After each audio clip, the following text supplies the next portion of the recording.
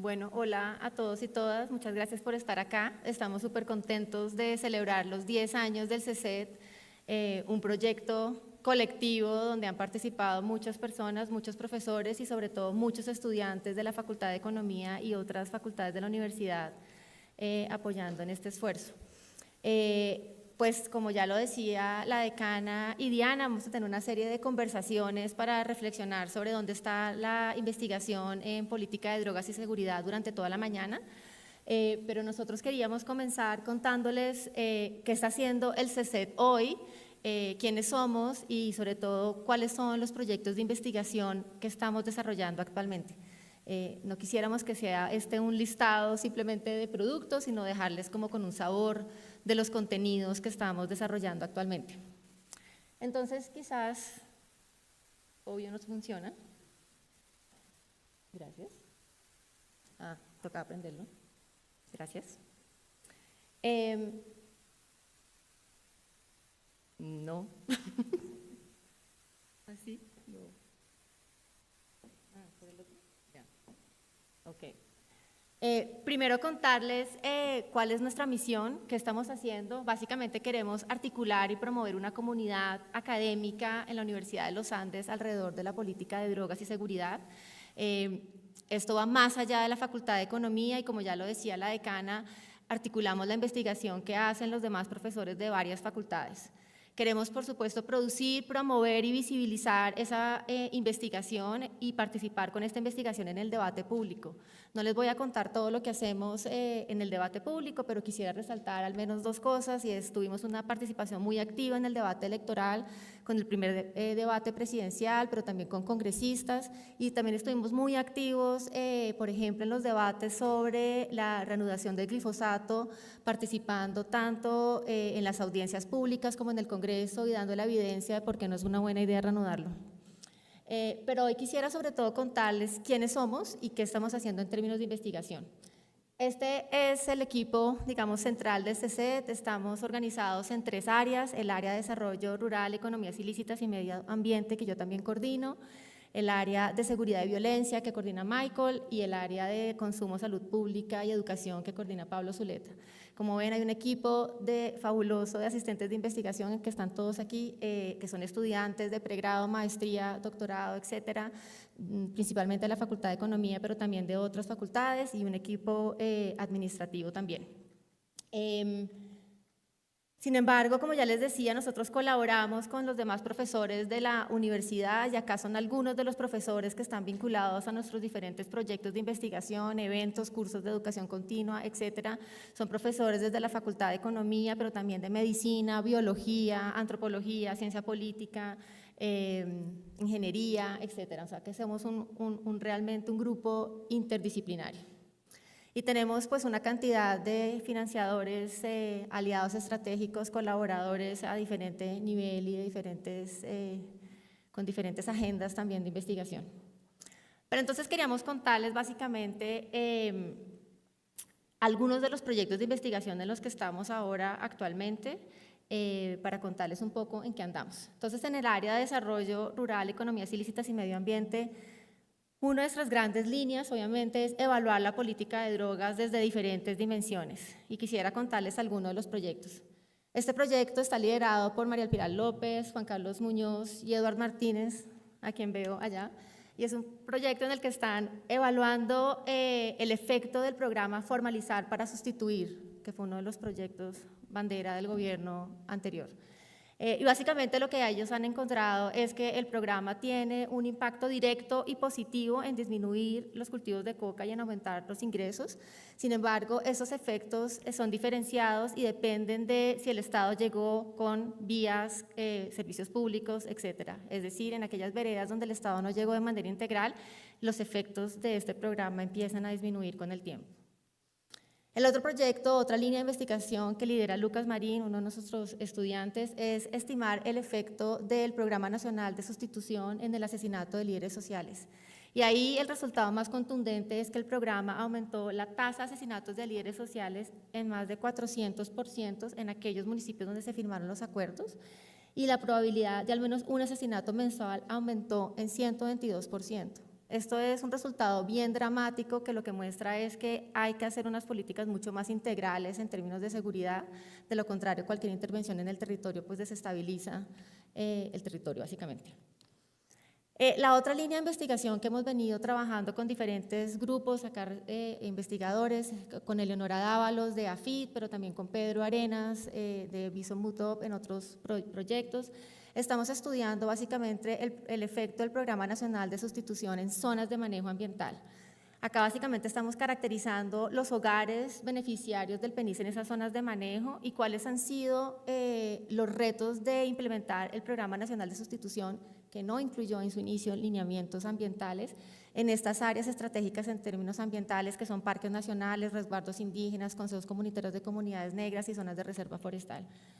Vale la pena decir es que el 48% de los cultivos de coca hoy están en estas zonas de manejo especial y esto requiere unos retos adicionales en términos de lineamientos de política y eso lo estamos trabajando también ahora. La segunda línea que estamos trabajando en esta área es básicamente articular la política de drogas con otros sectores como la política ambiental. Y aquí quiero hacer una cuña y es que la próxima semana vamos a lanzar esta página web para ONGs, autoridades autónomas regionales, gobiernos regionales interesados en hacer programas de pagos por servicios ambientales en zonas de cultivos de uso ilícito. Esto fue uno de los elementos que quedó del acuerdo de paz también y la idea es apoyar a esas autoridades locales a identificar cuáles son esas zonas prioritarias. Este proyecto liderado por Carolina Ormiza y Óscar Aponte, que de hecho son graduados de la maestría en Economía Aplicada. Esto fue su prototipo de tesis, que ahora se volvió un proyecto gigante para todo el país. Es una página web fabulosa que estará lanzada la próxima semana. La otra línea que venimos trabajando acá es la política de drogas con un enfoque étnico y un enfoque diferencial. Aquí, junto con Iván Lobo, hemos venido trabajando, por ejemplo, en determinar el rol de la resistencia comunitaria en consejos comunitarios de comunidades negras que se oponen a la expansión de cultivos ilícitos. Acá, básicamente, lo que quisiera mencionarles es que frente a la expansión de cultivos ilícitos, las comunidades no son pasivas, no son actores pasivos, hay comunidades que resisten y estamos tratando de entender qué diferencia a esas comunidades que han resistido a la expansión de cultivos ilícitos y básicamente uno de los temas claves ahí es el capital social. Con Elena Caicedo del Departamento de Antropología y con Juliana Rubiano estamos entendiendo y analizando el rol de la Guardia Campesina, Indígena y Cimarrona al norte del Cauca, unas organizaciones no armadas de la sociedad civil que juegan un rol fundamental en la territorios y también un rol en resistir la expansión de economías ilícitas. Ese es otro proyecto en el que tenemos. Y finalmente, la cuarta línea de esta área es entender las economías ilícitas en su conjunto y su relación, por ejemplo, con la minería ilegal. Aquí, junto con Jimena Rueda, de la Facultad de Administración y otro grupo de investigadores, hemos intentado entender las barreras a la formalización, porque la formalización es una de las estrategias para diferenciarlas de la economía de la minería ilegal. El 43% del territorio nacional hay un traslape entre coca y minería y es importante empezar a diferenciar la minería ilegal de la minería informal y apoyar las estrategias de formalización. Entonces, bueno, este es un recorrido rápido sobre los temas y los aprendizajes en esta área y le doy la palabra a Michael para que nos cuente sobre seguridad y violencia. Si nos pueden ayudar con los minutos que no los vemos. Maja tiene miedo porque yo hablo mucho. Muy buenos días a todos y todas, es un gusto estar acá, qué chévere verlos en persona presencialmente después de tanto tiempo. Yo dirijo el área de seguridad y violencia y voy a hablar un poquito de las líneas en que hemos estado muy metidos. ¿Eso es ya time up? Ok. El primer punto de que voy a hablar son evaluaciones de impacto en programas de seguridad y violencia. El primer estudio que quiero contarles es un estudio que realizamos con Rob Blair, que es profesor en Brown University, en que hicimos la primera evaluación de impacto experimental de patrullaje militar. Lo hicimos en 2 comunas en Cali. Obviamente no tengo mucho tiempo para contarles sobre metodología, pero esa es la primera vez que pudimos aleatorizar una intervención de patrullaje militar para evaluar bien cuál es el efecto de patrullaje militar sobre el crimen, violaciones de derechos humanos y más. Lo que encontramos es que efectivamente el patrullaje militar no disminuye el crimen y de hecho cuando se termina la intervención las manzanas tratadas experimentan unos aumentos de violencia de forma impresionante. Además, vemos algunos efectos secundarios negativos de esta intervención que incluye abusos de derechos humanos, en este caso no cometidos por miembros es decir, soldados del ejército, sino de policía, probablemente en el proceso de efectuar arrestos. Si tienen preguntas sobre esos trabajos, además deberíamos decir que pues, los trabajos están todos en la página web del CECET, deberían consultar la página del CECET, propaganda gratis. Segundo, con Edward, que ya mencionamos allá atrás, y otros colegas del Banco de la República y IPA, evaluamos medidas de restricción de motocicletas en 6 ciudades de Colombia. Es una política que siempre pues, se lanza sin mucha evidencia detrás, y lo que encontramos es que hay muy poca evidencia de que ese tipo de políticas de restricción, la circulación de motocicletas realmente reduce el delito y por ende deberíamos buscar otras soluciones para los problemas de seguridad en nuestras ciudades.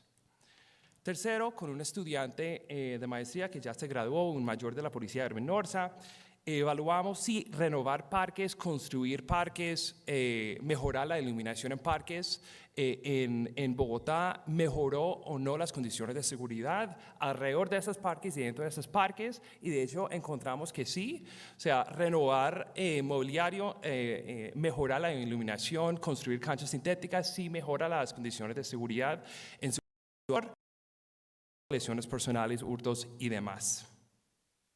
Importante decir que eso implica que hay unas intervenciones que no dependen de la Policía Nacional para mejorar condiciones de seguridad en nuestras ciudades.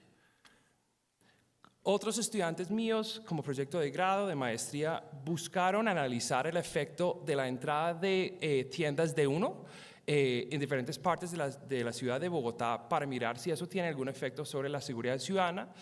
Y lo que encuentran es que sí, la apertura de unas tiendas de low cost realmente sí mejora la seguridad en las zonas a su alrededor. Estamos hablando de efectos de hecho muy grandes, 33% mejora o baja la densidad de delitos en la manzana donde se abre la tienda de uno. Aquí con unos colegas de la Escuela de Gobierno evaluamos el efecto de un programa, de hecho eso es un partnership con la Secretaría de Seguridad de Bogotá, y la Fundación Bavaria. Muy chévere trabajar a veces con el sector público porque tiene un know-how, un conocimiento muy diferente de lo que normalmente hacemos, y damos unas herramientas a tenderos en diferentes bares, tiendas de barrio en Bogotá para que sepan mejor cómo mejorar problemas de convivencia dentro del bar con el fin de reducir la comisión de riñas. Lo que encontramos es que efectivamente este programa mejoró, por ejemplo, la venta o aumentó la venta de agua, mejoró o aumentó la venta de comida, no bajó la venta de alcohol, que de hecho son buenas noticias para Bavaria, y logró reducir diferentes hechos relacionados con sobreconsumo de alcohol, como es embriaguez en espacios públicos y alteración del orden público. 2 estudiantes mías de maestría hicieron un trabajo muy chévere sobre cuarentenas y violencia de género. Encuentran que las medidas de aislamiento durante la pandemia pareciera que tuviera pues, una caída en denuncias por violencia intrafamiliar. No quiere decir que la violencia intrafamiliar se había reducido, sino las denuncias sí se había reducido. Importante decir que eso es un inicio a un programa que estamos iniciando en mi área sobre violencia de género, no solamente en ciudades pues, grandes, capitales, sino también en la costa pacífica. Hoy en día, con la Secretaría de Seguridad de Bogotá, estamos lanzando una evaluación de impacto para estudiar el efecto del paro nacional sobre crimen. Queremos entender cómo los bloqueos y manifestaciones han impactado las dinámicas de crimen. Hay unas hipótesis que han circulado, pero no se han probado muy bien, sobre el traslado de crimen en la ciudad a raíz de manifestaciones, y queremos estudiar este tema y ya estamos arrancando con ese proyecto ya. El segundo punto, o sea, esos son evaluaciones de impacto sobre programas de seguridad y justicia. Ya tengo 5 minutos, voy bien. Analizamos el comportamiento criminal en el Pacífico y En particular, lo que llamamos la trilogía de estudios que hemos hecho sobre la distribución espacial y temporal del delito en 3 ciudades pacíficas, o sea, Buenaventura, Tumaco y Quibdó.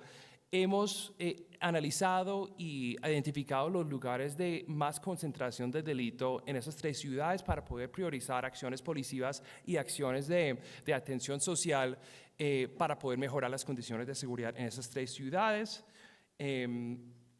Muy en línea con eso, hemos lanzado 2 encuestas sobre victimización de empresarios en Quibdó y en Buenaventura. De hecho, ya vamos a arrancar con Tumaco. La idea acá es que hemos trabajado con las cámaras de comercio en las 2 ciudades para poder identificar pues, los empresarios y aplicar una encuesta. Algunos hallazgos, es como impresionante cómo la extorsión juega un rol tan importante en la economía ilegal en Colombia, en estas 2 ciudades en particular. Resalto solamente un hallazgo que en Quibdó, de los 150 unidades pues, de empresarios que hemos encuestado, 63% dice que han sido víctimas de algún delito y 87% de ellos fueron víctimas de extorsión. Santiago Tobón estudia esto en Medellín y lo estamos estudiando en otros lares que son muy distintos. Y además podemos identificar como el pago en promedio de extorsión en Quibdó, que es más o menos 540 mil pesos, que para una ciudad como Quibdó, pues y cualquier ciudad de Colombia, es un montón de plata. Hemos hecho, Lucas, aquí está con María Alejandra y un colega mía en la Escuela de Gobierno, Mauricio Velázquez, han estudiado violencia contra líderes sociales en Colombia, el efecto que ha tenido el programa de restitución de tierras sobre la violencia contra líderes sociales, y esos 2 documentos más bien dejan algunas lecciones, algunas recomendaciones de políticas públicas para poder primero usar las herramientas de política que ya existen y además de pronto empezar a pensar en nuevas posibilidades. Yo veo que el tiempo se paró y eso me preocupa porque yo puedo seguir hablando. Y finalmente, el último punto, con otras personas que están acá, con Santiago, con Anita Durán, que pues va a ser panelista ahora, con Daniel Mejía, estamos involucrados en el proceso de transformación de la Policía Nacional. Y yo soy miembro de la Secretaría Técnica y básicamente lo que hacemos con la mesa asesora para la transformación de la policía es que lanzamos recomendaciones no solamente para la Policía Nacional, sino otras entidades estatales para poder, basadas en evidencia, tomar acciones concretas sobre cómo mejorar la actuación de la Policía Nacional. Yo menciono algunos ejes temáticos que tenemos acá, que son un nuevo modelo de vigilancia, cómo mejorar el servicio que presta la policía a la ciudad en las calles, usa la fuerza, que obviamente se ha vuelto un tema muy polémico, importante para mejorar relaciones entre comunidad y policía, derechos humanos, confianza y demás, investigación criminal e inteligencia. Hemos concluido 5 de los 8 ciclos, ya nos quedan poquitos para poder terminar esta labor que nos encargaba pues la Policía Nacional, el gobierno como tal. Y una parte interesante de esto es, lanzamos recomendaciones, pero basados en esas recomendaciones queremos iniciar pilotos para probar las hipótesis que tenemos, o sea, cómo transformar la vigilancia. Pues si tenemos una idea, pues empezamos a implementar unos pilotos con unas evaluaciones de impacto detrás para poder medir si están teniendo el efecto esperado o no. Debería mencionar también que hemos arrancado con el Ejército Nacional también un proceso paralelo, diría yo, para poder mirar las prioridades que tienen ellos para la transformación del ejército también. Y con eso, el gringo para. Adelante, Pablo. Gracias.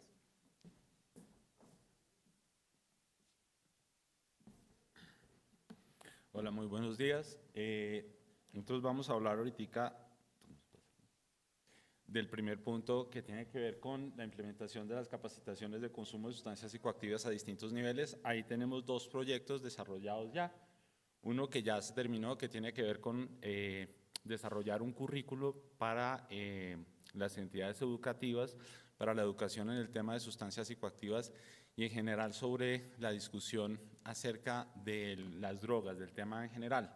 El tema fundamental ahí, después de mucho trabajo, tiene que ver con la costumbre basada en la cultura de desescolarizar a los menores de edad que tienen consumo de sustancias psicoactivas, que es de las medidas más retrógradas que hay y no tienen ninguna evidencia respecto a no internarlos. El otro aspecto que se discutió importantemente ahí tiene que ver con el abordaje de las personas que siendo menores de edad tienen un consumo que puede estar vinculado a las culturas familiares que se desarrollan en el país, en donde desde la perspectiva legal prácticamente lo que busca es la superación del consumo, pero al mismo tiempo hay un desarrollo de conocimiento por parte de los adolescentes de la noción de descriminalización y el derecho mismo del consumo, que implica considerar cierto tipo de términos profundamente conflictivos como el aplazamiento del inicio del consumo o la continuidad como tal. Nosotros tenemos ya desarrollado el currículum, ya la Secretaría de Educación de Bogotá lo tiene y se puede consultar próximamente en la página del CECET. Este es un tema muy difícil de seguir, pero digamos es el primer esbozo que le proponemos al sector salud para vincular el tema del consumo de sustancias a el conocimiento necesario en el desarrollo de la cultura. Perdón. Bueno. Este es un segundo proyecto que está ahorita en desarrollo, que es con el Ministerio de Salud, que tiene que ver con la capacitación necesaria para aquellas personas, siendo profesionales, prestan los servicios de atención al consumo problemático. Ahí hay, digamos, distintos niveles de capacitación que va desde los aspectos de salud mental básica, que forma parte de un curso especial, como también las acciones psicosociales que están más centradas en los equipos psicosociales que están vinculados al desarrollo de salud pública, del PIC, del Plan de Intervenciones Colectivas, en donde a cada grupo poblacional que presta los servicios desde el contexto profesional, nosotros hacemos un desarrollo de capacitación específica en salud mental y en sustancias psicoactivas.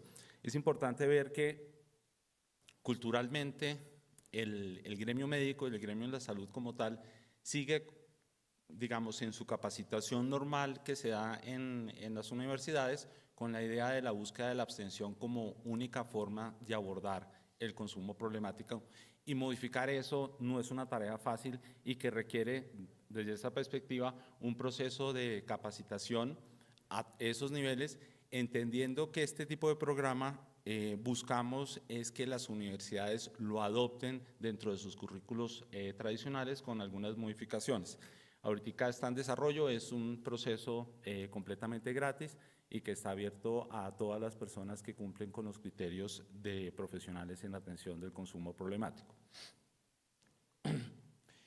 El segundo tema que vamos a hablar es sobre el análisis de la población de consumo problemático, que tenemos dos proyectos desarrollados. Este es el primer proyecto que hicimos, que estuvimos claramente vinculados con la alianza con la fundación, con Open Society, en donde recogimos información de la población habitante de calle en Bogotá durante el periodo de la pandemia, digamos el periodo final del confinamiento, que fue cuando iniciamos el registro de los datos, que buscábamos evaluar el impacto que había tenido la situación de aislamiento y de consumo, que esperábamos que hubiera caído, pero también no conocíamos cuáles iban a ser las reacciones comportamentales ante la posibilidad de la ausencia de las sustancias en la calle, pero también ante la dificultad de obtener los recursos para comprar las sustancias podía generar impactos importantes.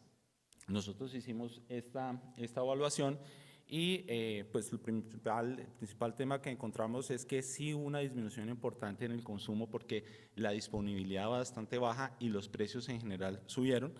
Las dinámicas como tal de los habitantes de la calle cambiaron importantemente durante ese periodo de tiempo y se concentraron mucho más donde estaban las ayudas estatales. Pero lo que termina siendo también importante es que resaltamos ahí que la característica del consumo del bazuco, de la pasta base de cocaína, sigue siendo el contexto fundamental del consumo, que es donde debemos concentrar mucha atención y mucho seguimiento. El problema del habitante de calle es mucho más amplio que este solamente. Nosotros tenemos la idea del habitante de calle clásico, y ese término pues puede ser un poco difícil, que es aquellos que utilizan los servicios del Estado para tener ayudas en todos los niveles, pero dejamos de lado otros tipos de personas que viven en la calle. En este caso el más importante es los inmigrantes venezolanos, como también otro grupo que no es tan grande, pero tiene que ver con aquellas personas que terminaron en la calle asociados a la pobreza desarrollada durante el periodo de la pandemia. El segundo trabajo que es, digamos, está vinculado, tiene que ver con la evaluación de la política pública de atención al consumo problemático, que tiene que ver con la Ley 1566, en donde hay una autorización, esa autorización de que las CPS brinden atención o aseguren el consumo problemático, está centrado en un modelo de atención desarrollado por el Ministerio, y sobre la base de ese modelo nosotros hacemos la propuesta de evaluar una IPS, anteriormente una comunidad terapéutica, que tuvo que tener todo el proceso de habilitación necesaria para prestar los servicios. Hacemos el análisis y mostramos varios aspectos importantes. El primero es la caracterización del consumo, sí define dónde debemos tener mayor atención. Hay un problema importante, tanto en habitante de calle como en este grupo de personas, que tiene que ver con el bazuco, pero también con la marihuana. La marihuana genera un consumo problemático y es la segunda sustancia que genera consumo problemático como droga de mayor impacto, y eso muestra la importancia y la necesidad de regular la marihuana para disminuir los riesgos como tal. No es solamente el hecho de que las personas tengan acceso a la marihuana de forma libre, porque no hay ningún tipo de regulación comparada con el alcohol y con el cigarrillo, en donde uno de los temas más trascendentales, tanto en el grupo de habitantes de la calle como en el grupo de la población de la Fundación La Luz, es que la primera sustancia de consumo es la marihuana en menores de edad. Y eso tiene que ver con el hecho de que el alcohol y el tabaco son mucho más difíciles en su acceso.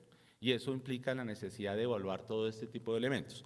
Como también otro aspecto es la dinámica que tiene el habitante de calle. El habitante de calle tiene unos servicios otorgados por el PIC, pero al mismo tiempo tiene unos beneficios aportados por el POS. Ahí hay un aspecto de carácter financiero, como también de carácter de gestión del riesgo, que no existen las herramientas actuales para poder evaluar y mejorar ese tipo de intervención hacia el habitante de calle, que requiere algunos cambios. Nosotros hicimos las propuestas de esos cambios ante la alcaldía, y esas propuestas están en discusión porque se requiere un proyecto paralelo a lo que se viene haciendo para poder hacer una integración adecuada de todos esos servicios. Este es un aspecto que desarrollamos previamente, que está todavía en proceso de consolidación, que tiene que ver con la tipología del bazuco, sobre todo la tipología de embriaguez, porque dependiendo del tipo de embriaguez que le cause al individuo cuando fuma bazuco, el tipo de intervención es distinto, como también el fenómeno comportamental es diferente, tanto en relación con el consumo como tal y el tipo de vida, pero también con las características delictivas que se pueden desprender de eso, que son elementos importantes para tener en cuenta. Ahora, nosotros también trabajamos sobre el tema de la regulación del cannabis. Producimos estos dos documentos, tenemos un tercero que todavía nos hace falta publicarlo, que tiene que ver con la historia del cannabis, como también con las características de su uso y sus riesgos mismos. Y por último está en la investigación en los usos lícitos de la hoja de coca. Aquí tenemos 3 documentos desarrollados en conjunto con David Restrepo, que trabajó digamos, liderando todo este proceso, en donde tenemos distintos enfoques y profundidades en cada uno de los temas. Y ya se me está acabando el tiempo. Pasamos acá a el otro aspecto de la intervención sobre los otros usos lícitos de la coca. Este es un vínculo que se ha logrado hacer desde el CECET con las agremiaciones indígenas, que nos ha permitido abordar el tema del consumo de la hoja de coca como un aspecto propio de la cultura, pero al mismo tiempo genera unas posibilidades de avanzar en el conocimiento, no solamente para abordar los consumos problemáticos, sino para crear mercados diferentes a la cocaína misma y al consumo de la pasta base de coca, que en general el país lo tiene presente, pero no lo ha desarrollado. Muchísimas gracias. Esta es nuestra presentación del CECET hoy.